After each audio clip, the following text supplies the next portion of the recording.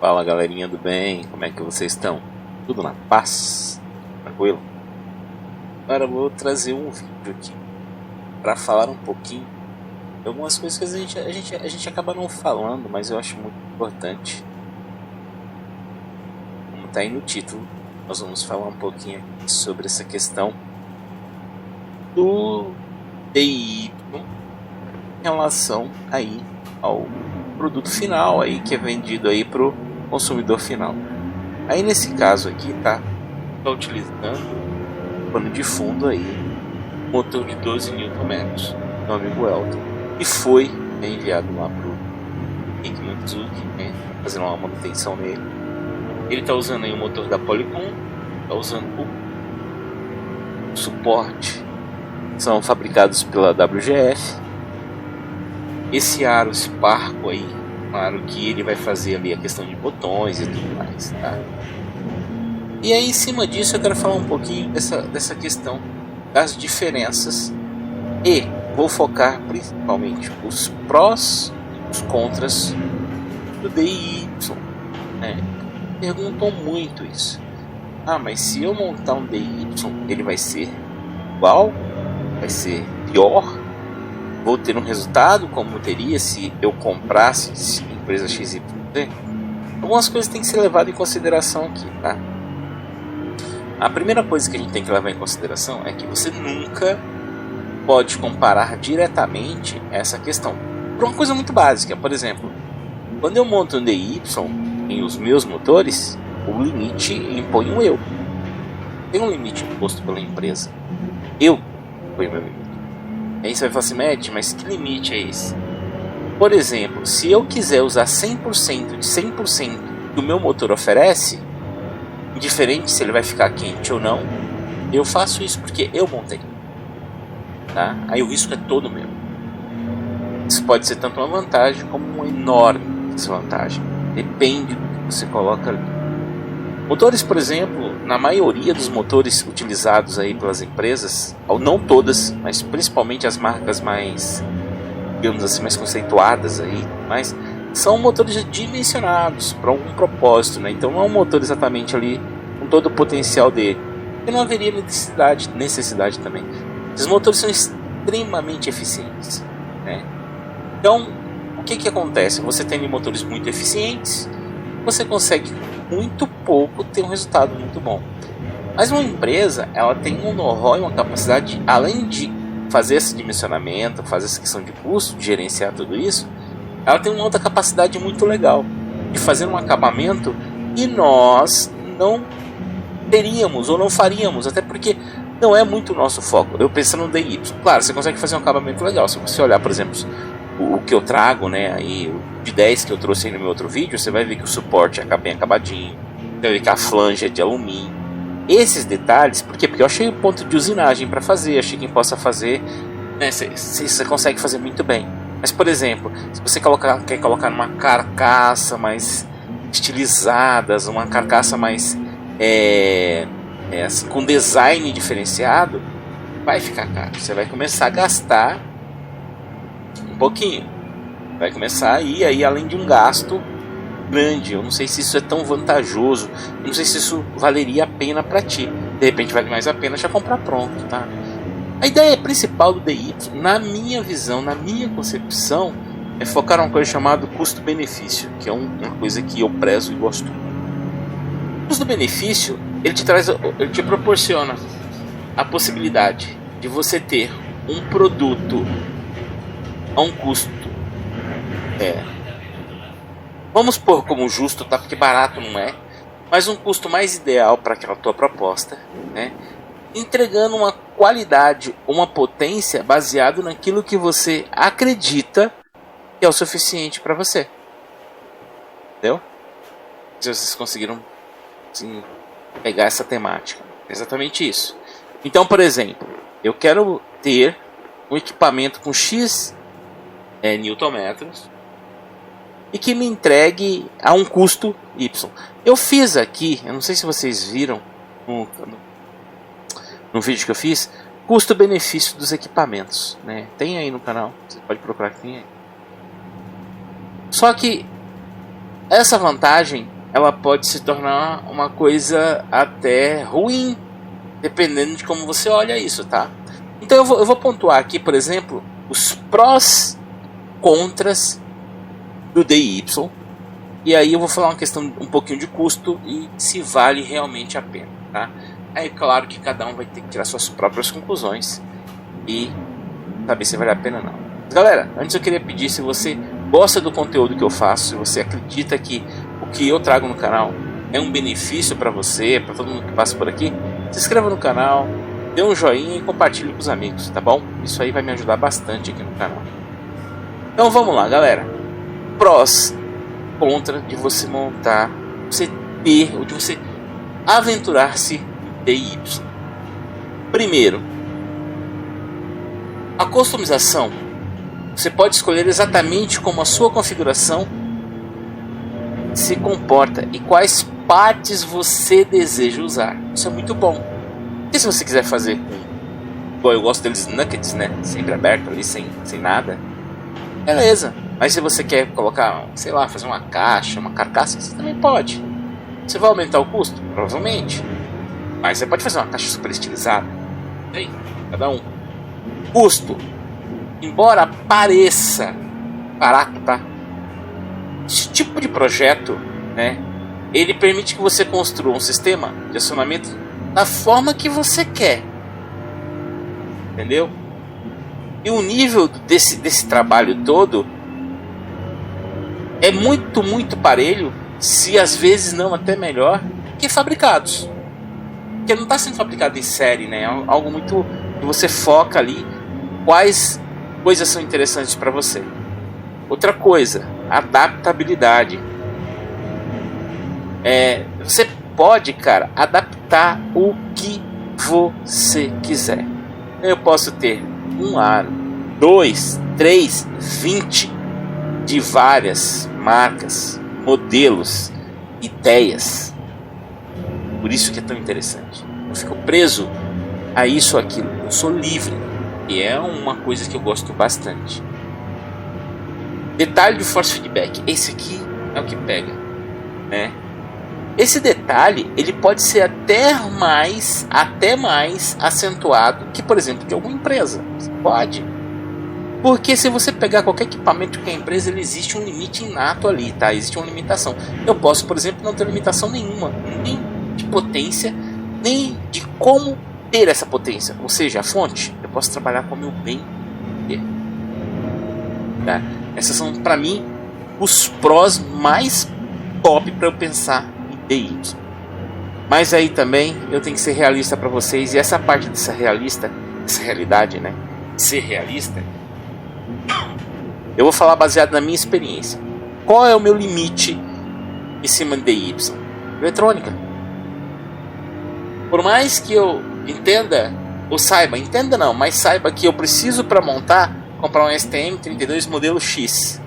Ou que eu precise de uma veste modelo Y. Ou que eu preciso de placa X. Beleza, mas eu não tenho hoje a habilidade para unir essas coisas e fazer elas serem suficientemente alinhadas, elas terem, né, aquela relação e de eficiência entre elas. Esse foi, aliás, depois que eu parei para decidir tudo, para sentar, foi o que mais bateu. Falei, agora eu vou fazer como com quem? Isso ficou perdurando na minha cabeça, que eu tinha que achar como resolver isso, entende? E aí foi que o Henrique foi a pessoa aí que, conversando com ele, e ele lá fazendo os estudos, e ele já fazia esse trabalho. Eu comento do Henrique porque o Henrique é um parceiraço meu aqui. Eu trago as coisas, ele acaba montando as coisas pra mim. Eu chego lá, vamos pensar. E ele compartilha muitas ideias comigo, tá? Mas é evidente que devem ter, no próprio grupo lá dos inscritos, tem outros também que fazem, tá? Mas aqui o Henrique, no caso, eu já conheço o trabalho dele, eu sei a qualidade do trabalho dele, eu sei a capacidade que ele faz e a capacidade dele fazer. Isso pra mim conta bastante, tá? Então, quando eu cheguei nessa parte, aí entra o grande problema: dificuldade de construir. Porque não adianta, galera, já vou falar de antemão, não adianta pegar nenhum tutorial e achar que vai ser 100% igual, porque existem várias e várias e várias variáveis que você precisa ou estar muito inserido nesse meio de equipamentos, volantes, porque senão você vai ter problema. E outra, conhecimento de eletrônica não é só o conhecimento da eletrônica pura e simples, existem alguns outros detalhes que são muito importantes. Por exemplo, no caso do Henrique, o Zilk Garage, né, que eu gosto, que aliás a gente consolidou como a marca dele aí, ele é um cara de pista. Ele sabe a necessidade de um cara de pista, assim como tem outros que já construíram aqui no Brasil equipamentos que são pilotos, tanto virtual quanto real. Eles sabem a necessidade, o que o piloto na pista precisa. Isso conta muito. É diferente quando você monta algo e fala, não, para mim não me importa o resultado final, me importa, sei lá, só o torque. Isso aí, isso é de você. Para mim não, tem detalhes extremamente importantes que fazem muita diferença na pista. Isso não é baseado em achismo, tá? São baseados em vários e vários e vários testes que eu já fiz com pilotos, né? E fazem testes aí de equipamentos que eu ponho na mão deles, tanto por linha correia, como futuramente aí eu vou ter essa questão de direct drive também. Então ele é um cara que sabe isso, essa necessidade. E aí entra essa questão de unir essa coisa toda. Então a primeira dificuldade que eu encontrei não é uma tarefa simples construir esse negócio. Apesar de o DY ser maravilhoso, tem que ficar muito claro, não é uma tarefa simples. Diga-se de passagem, eu comecei a trazer aqui no canal essa questão dos motores, de procurar, pesquisar e encontrar motor, porque até então, a gente importava, hoje a gente não tinha outra opção, porque a gente não sabia. Eu fui lá, estudei, ainda estudo, fico horas lendo sobre motores, que é a parte que eu mais tentei, para saber a questão de latência, inércia, aquela coisa toda, e achar um melhor custo-benefício para ter um resultado de entrega extraordinário, né? Essa parte de pegar, unir todas as peças e configurá-las, para mim já foi um limitante. Se eu colocasse assim, fácil, médio, fácil, intermediário e difícil, essa seria a primeira parte, super difícil. Isso que eu ponho essa parte. Custo. Essa parte do custo, ela tem tudo a ver com o que eu acabei de falar. Vamos dizer que você até saiba como unir as coisas ali, porque você tem uma noção de eletrônica, tudo.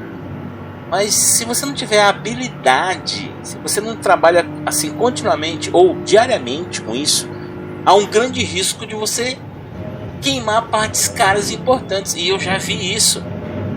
Por participar do grupo, por ver pessoas no grupo, você já está pensando em desistir porque teve problema. Cara, o próprio Henrique, que tem esse conhecimento, que faz ali, ele já teve problemas, né? Na hora de fazer uma peça, simplesmente parar.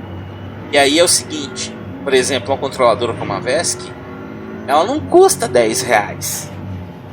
Então seu projeto, em vez de sair X, pode sair 2 ou 3x, dependendo do que você não conhece ou dependendo da sua habilidade, tá? Então, vai sentar para fazer um DY, então, avalie aquilo que eu já falei antes. Primeiro, tem uma meta de valor, estude quais motores você quer. Hoje tem muito aqui no meu canal, tem uma infinidade aí que eu falo, né? Hoje eu recomendo a Polycom, são motores excelentes, não tenho do que reclamar. Nós já estamos no terceiro motor. Eu mostrei o de 10. Esse que tá rodando aí, que o Henrique tá fazendo os testes aí do Elton, é o de 12. E eu vou trazer aí pra semana que vem o de 22, que a gente tá com ele no cockpit fazendo teste. Uma coisa extraordinário de 22. Da Polycom, empresa que tá aqui no Brasil. Um custo que eles fazem pra galera que tá lá no grupo do AV. Se você tá lá no grupo do AV, tem um representante lá, você pode falar com ele, faz um custo diferenciado e ele já sabe a necessidade do pessoal que está lá dentro do grupo e quer montar esse tipo de equipamento, tá? Isso, galera, é para quem está pensando no DIY. Galera que está pensando no consumidor final, a gente tem aí ótimas opções hoje, né? Tanto as nacionais quanto as representativas nacionais aqui no Brasil, tá bom? Aí vamos lá. A questão de custo. É barato? Não é. Não é. Por exemplo, se você for montar hoje, né? Aqui eu não tenho. Eu posso falar, por exemplo, o meu de 10. Eu coloquei o preço lá no vídeo e falei para vocês. Ali tudo foi calculado, né? Só que como eu fiz uma parceria com o Henrique, ele não me cobrou a mão de obra. E eu repassei, eu vendi exatamente ao custo do que eu gastei. Poderia ter ficado um preço até mais em conta? Poderia, se eu usasse uma fonte inferior. Se eu não usasse, por exemplo, uma controladora de qualidade duvidosa. Se eu usasse, por exemplo, materiais para fabricação, sei lá, espessura menor. Enfim, é possível deixar mais barato, mas aí a qualidade vai entrando numa situação complicada. Eu não recomendo você fazer isso, tá? Então, se você preza por essa questão da qualidade, o custo, claro, não vai ficar próximo. Por exemplo, tá? É um exemplo aqui. Se eu pegar na faixa de 10 nm, né? Já, claro, hoje você tem aí, eu posso até falar aí do Moza, que é um custo bastante interessante, é uma base fantástica que eu já experimentei, já trouxe vídeo para o canal. Tem mais vídeo dela que eu vou trazer para o consumidor final, para o cara que não quer ter trabalho lá e comprar, vale muito, né? Mas você veja, aquela base ali, ela saiu pronta, eu vendi ela, o custo de venda dela foi R$4.100. Claro, não vai ter o pedal, claro, não vai ter o aro, né? Mas você veja, uma base de 10 Nm. Mas ali é que eu estou falando, eu usei itens que fizeram a diferença. Você poderia usar, talvez itens mais baratos, eu não recomendaria. E essa é a beleza de Y, você trabalha como você quer, né? Por exemplo, o de 22, eu até conversei com o Henrique, a gente vai trazer aqui, eu vou trazer aqui mostrando. Este de 22 já está vendido, que eu vou trazer aqui para vocês, tá? Porque houve aí um cliente que conversou com o Henrique, passou-se o custo, esse de 22 já está vendido, né? Então ele vai completo, menos o aro. A pessoa também já providenciou o aro da WGF. E ele, cara, é fantástico. O custo dele ficou maravilhoso. No vídeo dele eu vou falar o custo para vocês, tá? Esse de 12 do Elton aí, se eu não estou enganado, ele tinha um teto que era teto próximo aos de 10 que está no mercado. Ele queria um produto que entregasse a faixa dos de 10 nm que estão no mercado, na verdade de 10 não, de 8 que estão no mercado, mas que ele gastasse menos. Ele ficou abaixo de 50% do valor, porque o aro, por exemplo, ele mesmo está montando, né? Mas aí entra aquela coisa da dificuldade que eu falei lá atrás. Teve alguns detalhes que ele não teve aí, talvez o conhecimento, ou o tempo, principalmente ele não teve o tempo para estudar mais, para entender mais, para chegar no resultado final. E aí ele entrou aí no serviço do Henrique, tá? Para concluir, vale a pena DY? Essa é a opinião, tá? Ó, mesmo que você tenha que pagar alguém fazer a parte para você da eletrônica conjunto, ou pagar um de completo montado lá com o Henrique, vale muito a pena, porque eu consigo ter um resultado extraordinário a um custo que, ao meu ver, se torna alcançável, né? Então, por exemplo, quanto eu pagaria para ter o mesmo de 22, ou de 20, ou de 16, ou de 10 para uma empresa? E quanto eu estaria disposto a eu mesmo ir lá, correr atrás de cada peça, entender cada peça e pagar isso a um custo que para mim se torna ideal? Então a questão aqui é, vale a pena? Muito. Para mim vale muito a pena. Talvez para você não. Para você que, por exemplo, acredita que, cara, se eu pegar aí um produto da empresa X, que ele vai estar, já vem acabadinho, numa caixinha, vem com um LED, não sei o que. Se isso é o teu propósito de um produto de qualidade, de que você está procurando, esse é o teu ideal, ok? Porque caro, qualquer um dos dois será. A diferença é que no meu caso, não é questão do ser caro, é questão do custo-benefício. Quando eu falo em custo-benefício, é igual quando eu vou montar um computador. Às vezes eu vou montar um computador e eu tenho que montar as peças para gerar um custo-benefício, porque eu não preciso de um equipamento da high-end das galáxias. Eu preciso de um meio intermediário que me dê um resultado muito bom. E nem sempre isso significa que esse valor vai estar aí tão abaixo do orçamento que eu estava procurando, tá?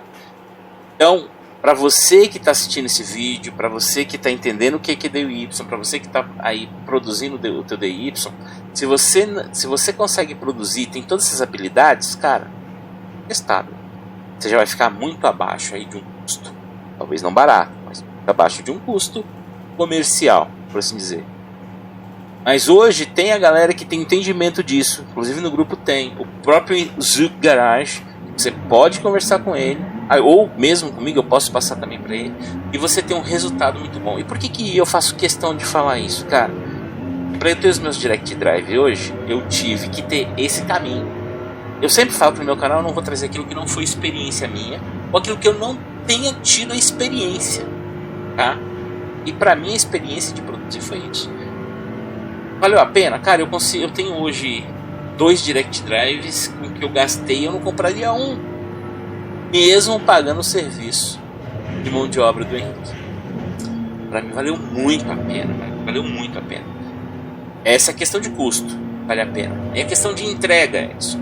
Cara, não tem como você falar para mim, se eu colocar o consumidor final e o que foi feito ali pelo Henrique, né, o motor que a gente está usando, o resultado não seja extraordinário. E é extraordinário, tempo de resposta, detalhes de pista, entrega. E detalhe, né, eu consigo ter algumas características que o de comercial não terá.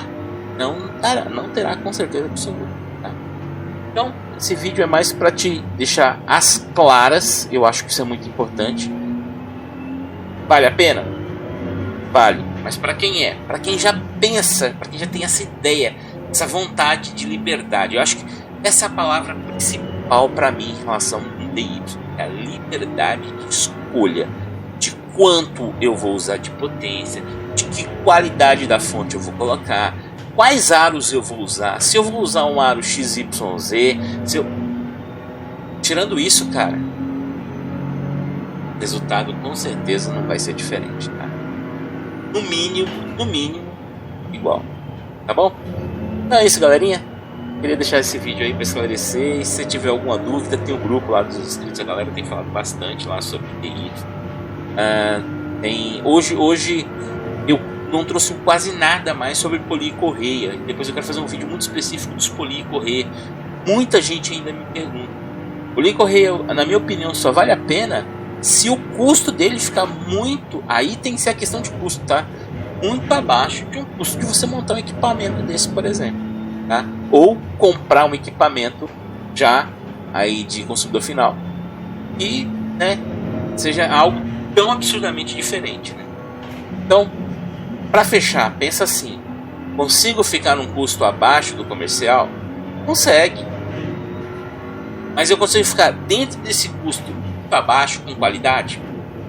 Isso que você tem que pensar, tá? Todas as peças ali têm que ser muito bem montadas, muito bem encaixadas, senão você vai ter muito mais dor de cabeça do que realmente a garantia de uma qualidade de versão. Tá bom, galerinha? Era isso que eu queria trazer para vocês. Espero que o vídeo seja útil. E quem não está inscrito no canal, se inscreva. Quem passou por aqui, que veio aí de algum circuito virtual por aí perdido, deixa o like, se inscreva no canal, acompanhe aí. Toda semana eu trago um videozinho aqui no canal. Tá bom, galerinha? Um abraço, fique com Deus.